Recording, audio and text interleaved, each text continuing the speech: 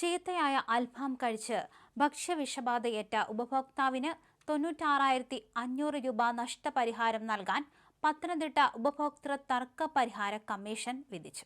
റാന്നി വെച്ചൂച്ചിറ സ്വദേശിനി റീന തോമസ് നൽകിയ ഹർജിയിലാണ് ഉത്തരവ്.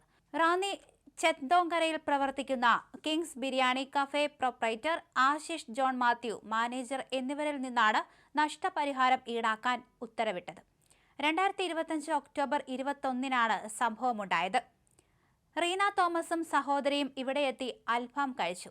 തുടർന്ന് എന്തോ രുചിവ്യത്യാസം തോന്നിയതിനെ തുടർന്ന് വെയിറ്ററോട് പരാതിപ്പെട്ടു. എന്നാൽ ഇത് കാര്യമാക്കാതിരുന്ന ഹോട്ടൽ അധികൃതർ 740 രൂപ ബില്ല് ഈടാക്കി.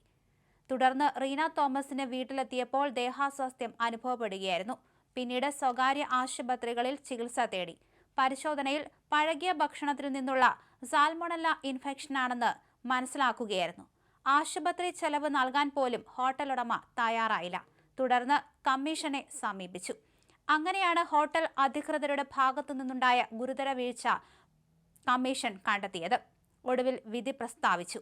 ആശുപത്രിയിൽ ചെലവായ 36,500 രൂപയും നഷ്ടപരിഹാരമായി 50,000 രൂപയും കോടതി ചെലവായി 10,000 രൂപയും ചേർത്ത് 30 ദിവസത്തിനകം ഹർജിക്കാരിക്ക് കൈമാറണമെന്ന് ഉത്തരവിൽ പറയുന്നു.